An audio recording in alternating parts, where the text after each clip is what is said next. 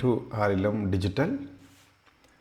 നമ്മളിന്ന് Photoshop basics ആയിട്ടുള്ള കുറച്ച് കാര്യങ്ങളും അതോടൊപ്പം തന്നെ 2-3 ടൂൾസുമാണ് ഈ ഒരു സെക്ഷനിൽ ഉദ്ദേശിക്കുന്നത്.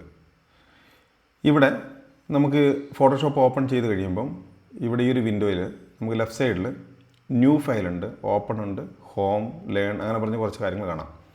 ഇവിടെയൊക്കെ നമ്മൾ ക്ലിക്ക് ചെയ്ത യുവർ ഫയൽസ് നമുക്ക് എന്താ പറയുക, നിങ്ങൾ ചെയ്ത് വെച്ചിരിക്കുന്ന ഫയൽസ്, അതേപോലെ ഷെയർഡ് വിത്ത് യു, ഇതൊക്കെ എന്ന് വെച്ചിട്ടുണ്ടെങ്കിൽ നമ്മൾ ഓൺലൈനായിട്ട് എവിടെയെങ്കിലും ഡ്രൈവിലൊക്കെ ഷെയർ ചെയ്തിട്ട് നമ്മൾ അല്ലെങ്കിൽ മൾട്ടിപ്പിൾ യൂസേഴ്സുമായിട്ട് ഷെയർ ചെയ്തിട്ട് നമുക്ക് ചെയ്യാൻ പറ്റും. അതങ്ങനെയൊക്കെ ഉള്ള ഫയൽസ് ഷെയർഡ് ഫയൽസ് എന്ന് പറയും.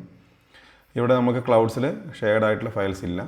പിന്നെ ലൈറ്റ് റൂം ഫോട്ടോസ്, അത് ലൈറ്റ് റൂം എന്ന് പറഞ്ഞ ഒരു സെപ്പറേറ്റ് സോഫ്റ്റ്വെയർ ആണ്. അപ്പം അതിലുള്ള ഫയൽസോ അല്ലെങ്കിൽ ഇവിടെ ഹോമിൽ ഞാൻ ക്ലിക്ക് ചെയ്താൽ ഇവിടെ കുറച്ച് ഞാൻ റീസെൻ്റ് ആയിട്ട് ചെയ്ത ഫയൽസ് കാണാം. അതേപോലെ ഇവിടെ സോർട്ട് ഓപ്ഷൻ ഉണ്ട്, റീസെൻറ്റ് വേണോ, നെയിം വൈസ് അല്ലെങ്കിൽ സൈസ് വൈസ്, അതേപോലെ ടൈപ്പ് വൈസ് ഒക്കെ നമുക്ക് ഇതിനകത്ത് ഫയൽസ് കാണാം. ഇവിടെ റൈറ്റ് സൈഡിൽ വന്നാൽ ലിസ്റ്റ് വ്യൂവിൽ നമുക്ക് ഇത് സോർട്ട് ചെയ്യാം അല്ലേ. അതേപോലെ തന്നെ റൈറ്റ് സൈഡിൽ കണ്ടോ പിന്നെ ഒരു ഇതുണ്ട്, അവിടെ കോളം വൈസ് നമുക്ക് സോർട്ട് ചെയ്യാം. ഇവിടെ നമ്മൾ മെയിനായിട്ട് ഉദ്ദേശിക്കുന്നത് ഇവിടെ കണ്ടില്ലേ ന്യൂ ഫയലുണ്ട്, അതേപോലെ തന്നെ ഓപ്പൺ ഫയലുണ്ട്. ഇവിടെ നിങ്ങൾക്ക് ഇവിടെ നിന്ന് നിങ്ങൾക്ക് ന്യൂ ഫയൽ ചെയ്യാം, അതേപോലെ തന്നെ ഓപ്പൺ ചെയ്യാം, അതേപോലെ തന്നെ ഇവിടെ നിന്ന് ക്രിയേറ്റ് ചെയ്യാം.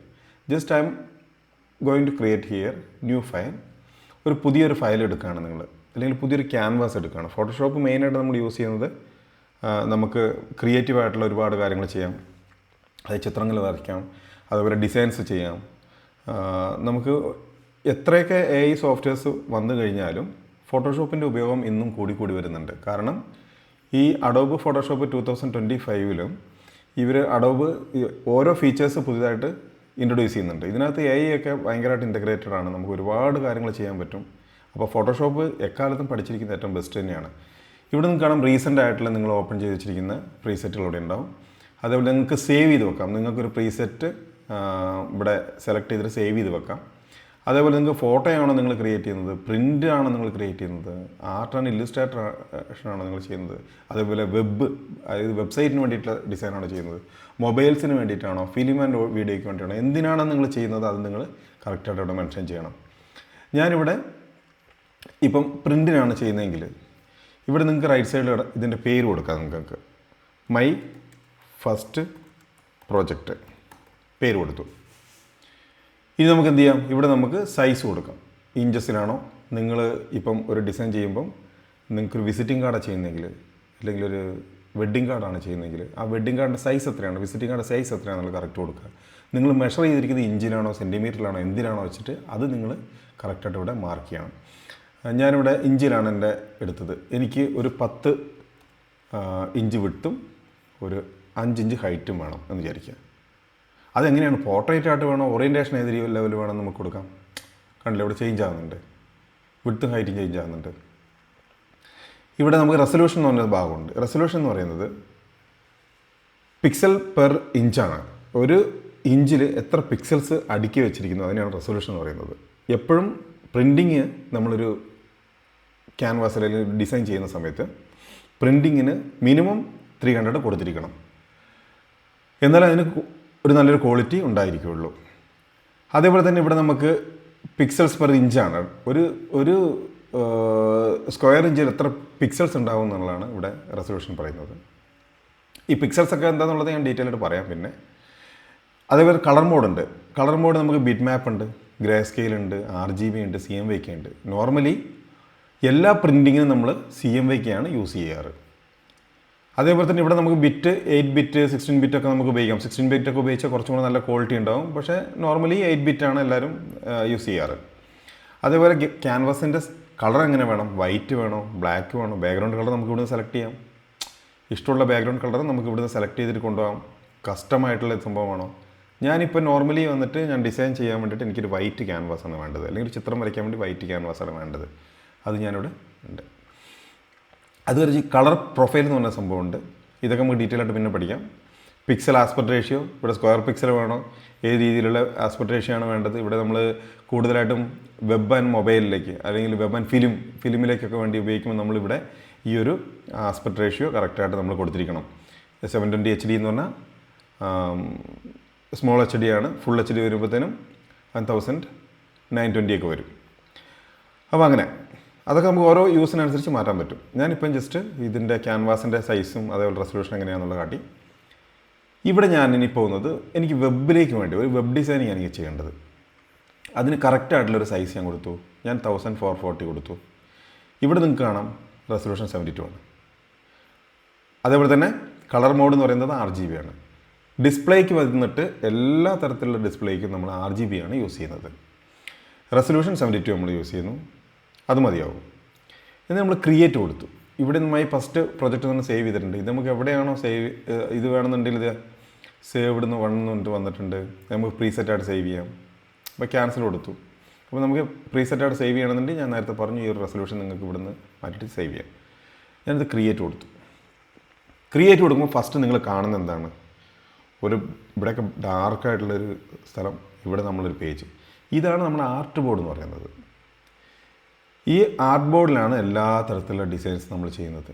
ഇനി ഇവിടെ വന്നിട്ട് ഇത് വെബിനായതുകൊണ്ട് ഇവിടെ നമ്മൾ ഈ ആർട്ട് ബോർഡ് നമുക്കിവിടെ ജസ്റ്റ് ക്ലിക്ക് ചെയ്ത് കഴിഞ്ഞാൽ അടുത്ത ആർട്ട് ബോർഡ് നമുക്ക് ഉണ്ടാക്കാം.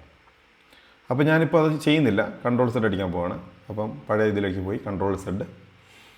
ഈ ഒരു ആർട്ട് ബോർഡ് 1 വന്നിട്ട് ഞാൻ ജസ്റ്റ് ഒരു സെലക്ഷൻ ടൂൾ എടുത്തു.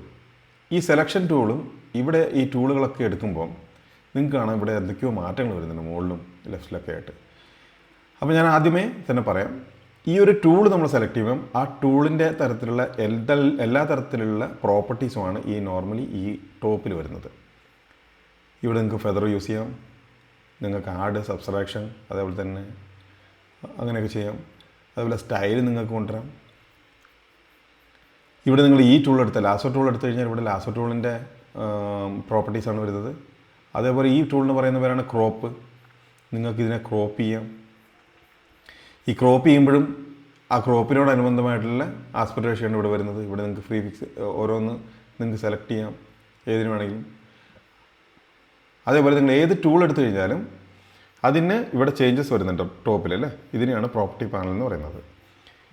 ഇത് നമ്മൾ ടൂൾ പാനലാണ്. ഇവിടെയുള്ള എല്ലാ ടൂൾസും നമുക്ക് പഠിക്കാം. ഓരോ സെക്ഷൻ വൈസ് സെക്ഷനായിട്ട് പഠിക്കാം. ഫസ്റ്റ് പറയുന്ന ഈ ടൂളിൻ്റെ പേരാണ് selection tool. Selection tool normally എന്തിനായിരിക്കും? നമ്മളൊരു എന്തെങ്കിലുമൊക്കെ സെലക്ട് ചെയ്യാൻ വേണ്ടി തന്നെ ആയിരിക്കും. ഇവിടെയൊക്കെ ആരോയൊക്കെ കാണാം. ഇതൊക്കെ നമുക്ക് ക്ലോസ് ചെയ്തിടാം. റൈറ്റ് സൈഡിൽ കുറേ കളറുണ്ട്, സ്വാച്ചസ് ഉണ്ട്, ഗ്രേഡിയൻ്റ് ഉണ്ട്, പാറ്റേൺ ഉണ്ട്. ഇതൊക്കെ കുറച്ച് ഡീറ്റെയിൽ ആയിട്ട് തന്നെ നമുക്ക് പഠിക്കാം. ഞാൻ ഫസ്റ്റ് ഇവിടെ ഒരു സെലക്ഷൻ ചെയ്തു. ജസ്റ്റ് ഒരു സെലക്ഷൻ. എന്നിട്ട് എനിക്കൊരു കളർ ഫില്ല് ചെയ്യണം. ഞാൻ എന്ത് ചെയ്തു? ഇവിടെ പോയിട്ട് അല്ലെങ്കിൽ വേണ്ട, അല്ലെങ്കിൽ ഞാനിത് കളർ ഫില്ല് ചെയ്യാൻ വേണ്ടിയിട്ട് നമുക്ക് ഇവിടുന്ന് ഒരു കളർ സെലക്ട് ചെയ്യണം. ഫസ്റ്റ് ഈ കളർ സെലക്ട് ചെയ്തു. ഞാനിപ്പം സാധാരണ നോർമലായിട്ട് CTRL+backspace അല്ലെങ്കിൽ Alt+backspace അടിച്ചു കഴിഞ്ഞാൽ നമുക്ക് കളർ ഫില്ല് ചെയ്യാം. പക്ഷെ ഇവിടെ ഇത് ആവില്ല. കണ്ടോ? നിങ്ങളുടെ ലെയർ സെലക്ട് ചെയ്തില്ല എന്ന് പറയുന്നുണ്ട്. ഇവിടെ ഞാനിവിടെ ലെയേഴ്സ് എന്ന് പറഞ്ഞ സംഭവമുണ്ട്. അപ്പോൾ ലെയേഴ്സിനെ കുറിച്ച് ഞാൻ പറയാം. ലെയേഴ്സ് എന്ന് പറഞ്ഞാൽ ഇതൊരു ട്രാൻസ്പെറൻ്റ് ആയിട്ടുള്ള ഗ്ലാസ്സുകൾ അടുക്കി വെച്ച പോലെയാണ് ലെയേഴ്സ്. ഇവിടെ നമുക്ക് എത്ര ലെയേഴ്സ് വേണമെങ്കിലും ടിക് ടിക് ടിക് എന്ന് പറഞ്ഞിട്ട് ആഡ് ചെയ്യാം. കണ്ടോ? ഞാൻ ഈ ലെയർ സെലക്ട് ചെയ്തു, CTRL+backspace അടിച്ചു, അല്ലെങ്കിൽ ഞാനൊരു കളർ ഫില്ല് ചെയ്തു. കണ്ടോ? ഇതിനുള്ളിൽ ഞാൻ ജസ്റ്റ് ബ്രഷ് ടൂൾ എടുത്തിട്ട്, ഇതാണ് ബ്രഷ് ടൂൾ എടുത്തിട്ട് ഞാൻ ജസ്റ്റ് വരഞ്ഞു. അല്ലെങ്കിൽ ഈ ബ്രൗൺ കളർ എനിക്ക് വേണ്ടത്, Alt+backspace അടിച്ചു. കണ്ടോ? CTRL+backspace Alt+backspace അടിച്ചു കഴിഞ്ഞാൽ നമുക്ക് കളർ ഫോർഗ്രൗണ്ട് കളറും ബാക്ക്ഗ്രൗണ്ട് കളറും നമുക്ക് ഫില്ല് ചെയ്യാം. ഇനി ഇതിനകത്ത് വന്നിട്ട് ഞാൻ വേറെ കളർ ഫില്ല് ചെയ്തു. ഇതിൽ വന്നിട്ട് ഞാൻ ജസ്റ്റ് ഒരു കളർ കൊണ്ട് ഫില്ല് ചെയ്തു.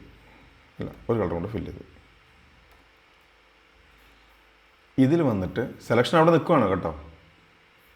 ഇതിൽ വന്നിട്ട് ഞാൻ ടോപ്പിലൊരു കളർ ഫില്ല് ചെയ്തു. ഈ രണ്ടെണ്ണം എനിക്ക് വേണ്ട, ഡിലീറ്റ് ചെയ്യാം. നമുക്ക് സെലക്ട് ചെയ്യാം. അവിടെ ഡിലീറ്റ് ഓപ്ഷൻ ഉണ്ട്, ഡിലീറ്റ് ചെയ്യാം. ലെയർ നമുക്ക് ഡിലീറ്റ് ചെയ്യാം. ഇത് നമുക്ക് റീനെയിം ചെയ്യാം. ഇത് ബ്ലൂ എന്ന് കൊടുത്തു, ബ്രൗൺ, ഇത് നമ്മൾ പിങ്ക് കൊടുത്തു, റെഡ് കൊടുത്തു. ഇനി നമുക്ക് വരാം. നമ്മൾ സെലക്ഷൻ ടൂളിനെ കുറിച്ചാണ് പറഞ്ഞുകൊണ്ടിരുന്നത് അല്ലേ. ഇത് ലെയേഴ്സാണ് ഞാൻ പറഞ്ഞു. ഈ ലെയേഴ്സിനെ എനിക്കൊന്ന് അറേഞ്ച് ചെയ്യണം. ഇതെല്ലാം ഒന്നിനു മേലെ ഒന്നായിട്ട് അടുക്കി വെച്ചിരിക്കുന്ന ഗ്ലാസ്സിലാണ്, ഗ്ലാസിൻ്റെ മുകളിൽ വരച്ച് വെച്ചിരിക്കുന്നത്. ഞാനിവിടെ ലെഫ്റ്റ് സൈഡിൽ വന്നു എൻ്റെ ടൂൾ എടുത്തു. ഈ ഔട്ട്ലൈൻ എനിക്ക് വേണ്ട ഇപ്പോൾ നിലവിൽ. അപ്പോൾ ഞാൻ കൺട്രോൾ ഡി അടിച്ചാൽ ആ ലൈൻസ് പോയി കിട്ടും, ആ ഔട്ട്ലൈൻസ് പോയി കിട്ടും. ഇനി ഇവിടെ നോക്കുക, ഞാൻ ഇത് സെലക്ട് ചെയ്യുമ്പോൾ ഇതാണ് നീങ്ങുന്നത്, ഇത് സെലക്ട് ചെയ്യുമ്പോൾ ഇത് നീങ്ങും, ഇത് സെലക്ട് ചെയ്യുമ്പോൾ ഇത് നീങ്ങും, ഇത് നീങ്ങും. അപ്പം ഇത് പിന്നെ വന്നിട്ട് നമുക്ക് മുകളിലും താഴെയും ഒക്കെ ആയിട്ട് ഇങ്ങനെ അറേഞ്ച് ചെയ്ത് വെക്കാം. കണ്ടില്ലേ? ലെയർ നമുക്ക് എങ്ങനെ വേണമെങ്കിലും അറേഞ്ച് ചെയ്ത് വെക്കാം.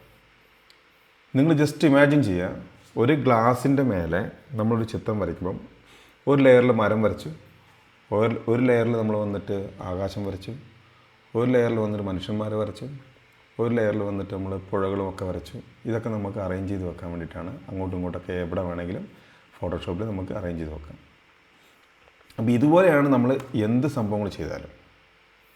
ഇപ്പം ഞാൻ ലെയർ ഇട്ടു, ബ്രഷ് എടുത്തിട്ടു, ജസ്റ്റ് വരച്ചു. അതേപോലെ ഒരു ലെയർ കൂടി ഇട്ടു, കൺട്രോൾ സെറ്റ്, വേറൊരു കളർ എടുത്തു, കുറച്ചും കൂടി ഡാർക്കായിട്ടുള്ള സംഭവം വരച്ചു. അതുപോലെ വേറെ ലെയർ എടുത്തു, കുറച്ചും കൂടെ വേറെ കളർ ഫില്ല് ചെയ്തു. അല്ലേ? ഇത് ഫില്ല് ചെയ്ത് കഴിഞ്ഞ് ഞാൻ സെലക്ഷൻ ടൂൾ എടുക്കുകയാണ്. സെലക്ഷൻ ടൂൾ എന്തിനു വേണ്ടിയാണ്? സെലക്ട് ചെയ്യാൻ വേണ്ടിയിട്ടാണ്. സെലക്ഷൻ ടൂൾ എടുത്തിട്ട് നമ്മൾ ഓരോന്നും മാറ്റി മാറ്റി അറേഞ്ച് ചെയ്യാം. അപ്പോൾ ഇതാണ് ഈ സെലക്ഷൻ ടൂളിൻ്റെ ഉപയോഗവും അതേപോലെ എന്താണ് ലെയേഴ്സ് എന്നുള്ളത്. ഈ ലെയേഴ്സിൽ ഇപ്പോൾ നമ്മൾ ആകെ കൂടി ഡിലീറ്റും അതേപോലെ തന്നെ ഈ ക്രിയേറ്റ് ന്യൂ ലെയർ മാത്രമേ ചെയ്തിട്ടുള്ളൂ. ഈ ലെയർ വെച്ചിട്ട് ഒരുപാട് കാര്യങ്ങൾ ചെയ്യാം. എന്തൊക്കെ നിങ്ങൾക്ക് എക്സ്പ്ലോർ ചെയ്യാൻ പറ്റുമോ അതൊക്കെ നിങ്ങൾ നോക്കുക. ഈ ലെയറിന് പേരിടുക, റീനെയിം ചെയ്യുക. ബാക്കിയുള്ള കുറച്ച് ഓപ്ഷൻസ് ഇവിടെ ഉണ്ട്, അതൊക്കെ ഞാൻ അടുത്ത ക്ലാസ്സിൽ പറഞ്ഞുതരാം. അതുപോലെ ഇവിടെ നമുക്കൊരു ടൂളുണ്ട്, ഇതിന് ലാസോ ടൂൾ എന്ന് പറയും. നമുക്ക് സെലക്ട് ചെയ്യാം, എന്നിട്ട് ഡിലീറ്റ് ചെയ്യാം. കൺട്രോൾ ഡിലീറ്റ് ചെയ്യുമ്പോൾ ജസ്റ്റ് ഡിലീറ്റ് ചെയ്ത് കഴിഞ്ഞാൽ എവിടെയാണോ നമ്മുടെ ഇത് സെലക്ഷൻ ആയിരിക്കുന്ന ആ ഭാഗം ഡിലീറ്റ് ആയിപ്പോകും. കണ്ടോ? കൺട്രോൾ സെറ്റ് അടിച്ചു. ഇനി ബ്ലൂവിലാണ് ഉള്ളതെങ്കിലോ ഈ ലെയർ ഇങ്ങോട്ട് മാറ്റി വെച്ചു. ജസ്റ്റ് ലെയറല്ല, ഈ സെലക്ഷൻ നമുക്ക് എങ്ങോട്ട് വേണമെങ്കിൽ മാറ്റാം. സെലക്ഷൻ ടൂളിൽ ഇരിക്കുമ്പോൾ സെലക്ഷൻ നമുക്ക് എങ്ങോട്ട് വേണമെങ്കിൽ മാറ്റാം. ഡിലീറ്റ് ചെയ്യുമ്പം ആ ഭാഗം മാത്രം പോയി. കണ്ടോ? ഇനി കൺട്രോൾ ഡി അടിച്ചു കഴിഞ്ഞാൽ ഡി സെലക്ട് ആവും. ഇനി ഇതേ സെലക്ഷനിൽ തന്നെ ബാക്കിയുള്ളത് ഈ റെഡ് എന്ന് പോകണമെന്നുണ്ടല്ലോ, നമ്മളിവിടെ വരുന്നു, ഡിലീറ്റ് ചെയ്യുന്നു, ഇനി ഇവിടെ വരുന്നു, ഡിലീറ്റ് ചെയ്യുന്നു. കണ്ടോ? ആ ഒരു ഷേപ്പിനെ ഡിലീറ്റ് ചെയ്ത് കിട്ടി. അപ്പോൾ ഇവിടെ അടുത്ത വേറെ സെലക്ഷൻ ഉണ്ട്. ഇത് റെക്റ്റാങ്കിൾ സെലക്ഷനാണ്. അതും അതേപോലെ തന്നെ ഏത് ലെയറിലാണോ സെലക്ഷൻ ആ സെലക്ഷനുള്ള ഭാഗം നമുക്ക് സെലക്ട് ചെയ്യാം, ഡിലീറ്റ് ചെയ്യാം. ഇനി കോപ്പി പേസ്റ്റ് ചെയ്യാം. ഇനി ഈ റെഡിലായിരിക്കുന്നത് കൺട്രോൾ സി കൺട്രോൾ വി അടിച്ചു. ഞാൻ ഈ മൂവ് ടൂൾ എടുത്തിട്ടുണ്ടല്ലേ, ഇത് മൂവ് ചെയ്ത് കഴിഞ്ഞാൽ അത്രയും ഭാഗം കോപ്പി ആയിട്ട് കാണാം. അപ്പം എല്ലാത്തിൻ്റെയും ബേസിക്സ് ആണ് ലെയറും ലെയർ സെലക്ഷനും റീനെയിമിങ്ങും അതേപോലെ സെലക്ഷൻ ടൂൾസും. ഓരോ സെലക്ഷൻ ടൂൾസ് എടുക്കുമ്പോഴും മുകളിൽ നമുക്ക് കുറച്ച് ഓപ്ഷൻസ് കാണാം. സെലക്ട് ചെയ്തു, മുകളിൽ ഓപ്ഷൻ ഇത് ഞാൻ സെലക്ട് ചെയ്തു. ആഡിങ് ആണ്, ഇതിലൂടെ നമുക്ക് ഇതും കൂടെ ആഡ് ചെയ്യാം. ഇത് സബ്സ്ട്രാക്ഷനാണ്, കണ്ടില്ലേ? ഇത് ഇൻ്റർസെക്ഷനാണ്, രണ്ടും കൂടെ ചേരുന്നൊരു ഭാഗം മാത്രം കിട്ടി. എന്നിട്ട് നമുക്ക് എന്ത് ചെയ്യാം? ആ ഭാഗം മാത്രം സെലക്ട് ചെയ്തു, കൺട്രോൾ സി കൺട്രോൾ വി അടിച്ചു. എന്നിട്ട് നമ്മൾ മൂവ് ടൂൾ എടുത്ത് മൂവ് ചെയ്ത് കഴിഞ്ഞാൽ ആ ഷേപ്പ് മാത്രം നമ്മൾ ഇതാക്കി, അല്ലേ? അപ്പോൾ ഇത് കംപ്ലീറ്റ് ഒന്ന് പഠിക്കാം. ബാക്കിയുള്ള ക്ലാസ്സിൽ നമുക്ക് അലൈൻമെൻറ്റ് എന്താണെന്നുള്ളതും ബാക്കിയുള്ള ഓപ്ഷൻസ് എന്താണെന്ന് പഠിക്കാം. സെലക്ഷൻ ടൂളും മൂവ് ടൂളും പിന്നെ ഈ ലെയറിൻ്റെ അലൈൻമെൻറ്റും പ്രോപ്പർട്ടീസും ഒക്കെ പഠിച്ചു വെക്കുക. ഓരോ ലെയറിനും കുറച്ച് കൂടുതലായിട്ടുള്ള പ്രോപ്പർട്ടീസൊക്കെ വരുന്നുണ്ട്, അത് ഞാൻ അടുത്ത ക്ലാസ്സിൽ പറഞ്ഞുതരാം. അപ്പോൾ ഇത്ര ഒന്ന് എല്ലാവരും ഒന്ന് നോക്കി വെക്കുക.